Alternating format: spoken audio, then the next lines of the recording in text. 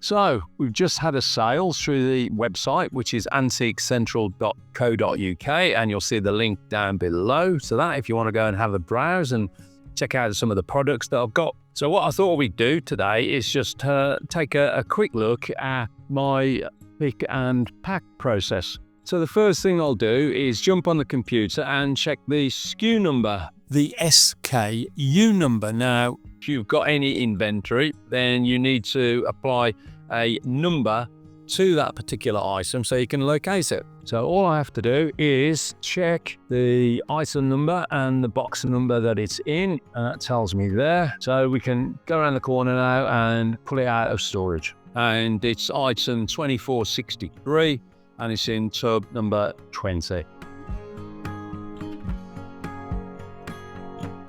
So this is tub number 20, and then all we need to do is pull out item 2463. And there it is. And it's actually already wrapped in bubble wrap and numbered and taped as well. So that's ready to go. So here's the item. So all we've got to do now is package it and get it up to the local post office. So first thing to do is pull out all of my consumables that I need for the packaging. Okay, so this is where I keep my tape. Some sellotape as well, just to initially tape up the box. So this is the flyer that I put in with every item that is purchased. It's only one-sided. It's a little thank you, but it's also got my contact details and it explains what I buy and sell as well. If it's not a repeat customer, I always put a business card in as well. And the business card got all the obvious details. So it's got my phone number, website address, and email address. Always try to keep a good stock of boxes of different sizes, because there's nothing worse than making a sale then realizing you haven't got an appropriate box to ship the item in. And when you promise a turnaround time of 1, 2, or 3 days maybe, then you put yourself under a lot of pressure if you've got to go off and source a box to actually ship the item in. It's unnecessary, and by having a good stock of boxes, you'll eliminate that problem from your process. Now, I always use recycled boxes. It's part of our business policy, and also it will save you an absolute fortune. So first thing to do is I normally just tape up these just to hold them briefly while I tape it with the polypropylene tape. Now that's quite an important point, is to use polypropylene tape, and it's mega sticky. It won't come unstuck, and a lot of the tapes that you buy on eBay and Amazon are rubbish, to be honest with you. They just peel off. So it's perfect size for this item. Fits in, not too big.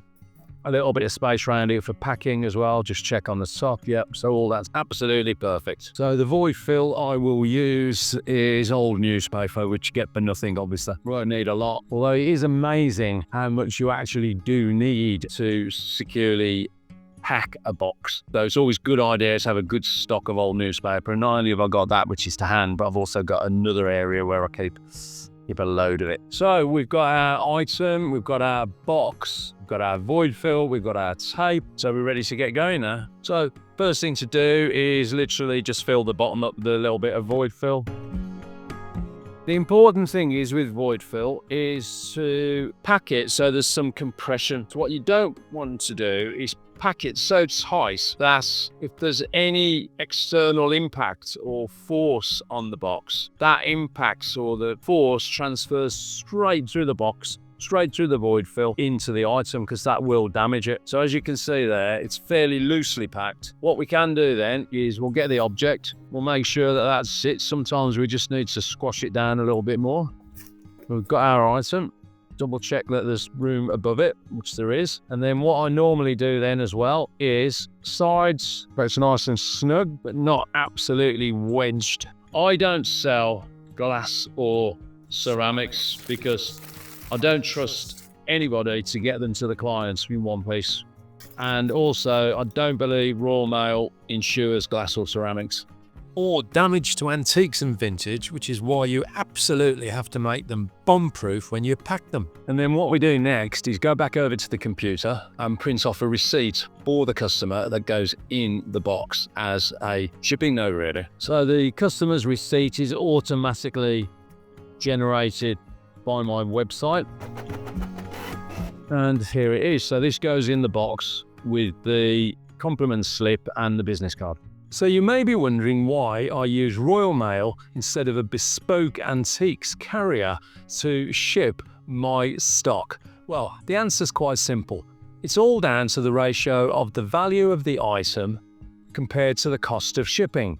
Now, most of the stock on my website are valued from £20 up to a couple of hundred. So there's no point in me spending £40, £50, £60 to ship a £20 item. The customer just isn't going to pay it. So I find personally that using Royal Mail and the prices they charge fit with my business plan and enables me to offer free shipping with all of my stock that I sell. So it's as simple as that. So we packed it all down the sides and we packed a bit at each end. So you can see that item there now is nice and snug in there. I will put the flyer and my card in. What I then do, however, is void fill on the top.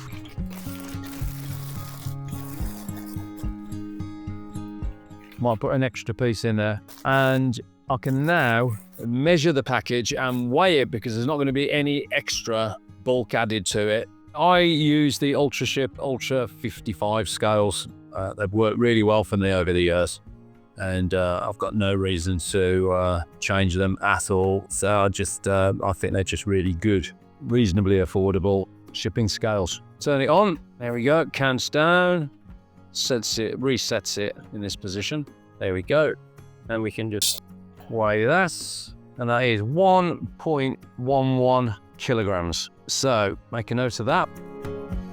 If you can, it's always great to have a nice big open area to do your packing. There's nothing worse than having to try and work around bits of kit, other items that you're in the process of photographing. Just take these off. As I said, we've already got the compliment slip and the business card in there. We'll now just fold up the customer receipts, drop that in, reinstate this void fill.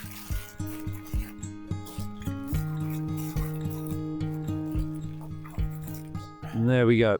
And then what we then do is we can make sure that there's compression all around it, which there is, but it's still nice and tightly packed.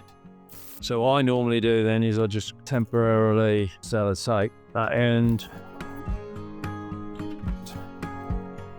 temporarily sellotape that end.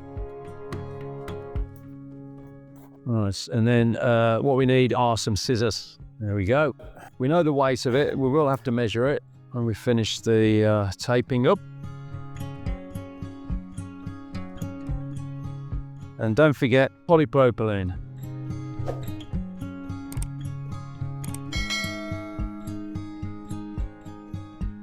You can see that is already really solid, but there is an antique in here. So this is where my OCD comes in, and you're all going to think, what are you doing? But I'll take this. So it basically could be thrown around by a rugby team. I'll just mark the top and continue the taping. What I'm doing is taping around every side. So there's no possibility at all of the box opening up during transit. There's an edge here, you can see an edge, so I will take this as well.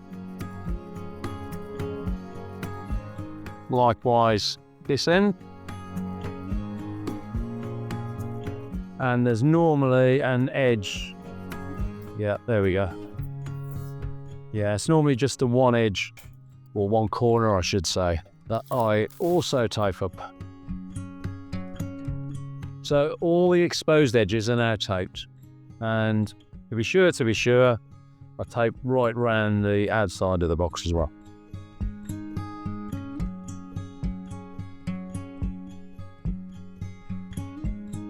Yeah, and I found one more edge, exposed edge there as well.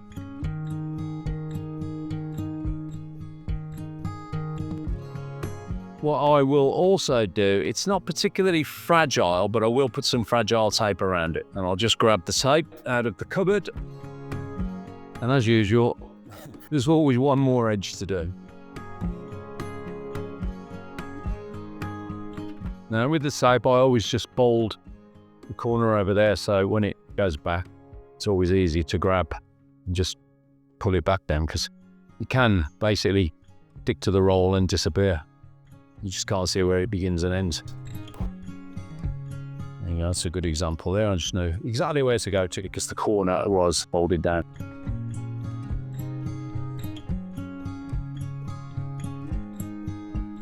The thing about tape is it's a fraction of a penny if you buy it in bulk. So, in my opinion, you can't use enough tape. So there we go. Now that is an antique, very safely packaged, void fill, taped on all the exposed edges.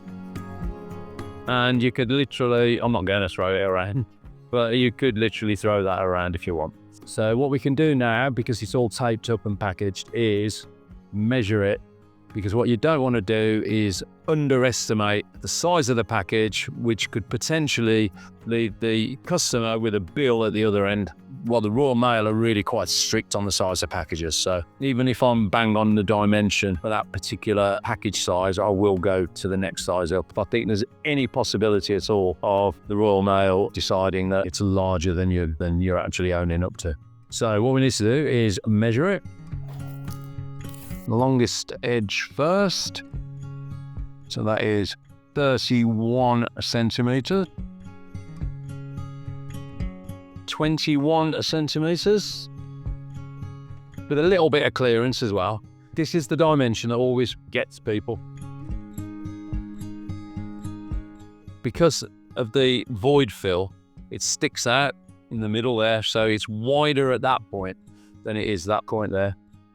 So if we just measure that, that's 10 centimeters. From there to there, 10 centimeters. But I'm going to add another, well, 1 centimeter. So I'm going to call that 11 centimeters.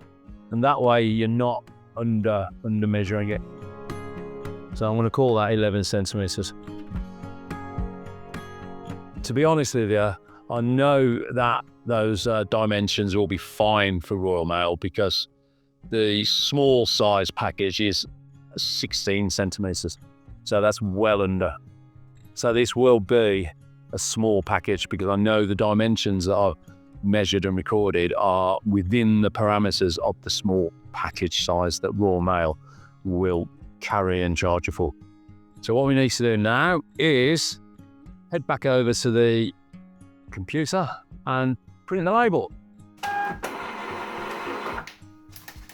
So those of you who sell batteries or multiple items that are all exactly the same are going to be thinking, what the heck is that packing process all about? But those of you who do sell antiques and vintage will know very well that you have to overpack everything. I know I'm sort of repeating myself, but you've just got to do it to maintain a reputation. That item, that antique, has got to reach its destination intact. Yeah, that's why I do it, and I'm only packing 2 or 3 a day, so I've got the time to do it. Right, here's the label. We know the top, which side's the top because we marked it. Apply the label, and job's a good one. There we go. It's ready to go, so we'll head up the post office and get it shipped.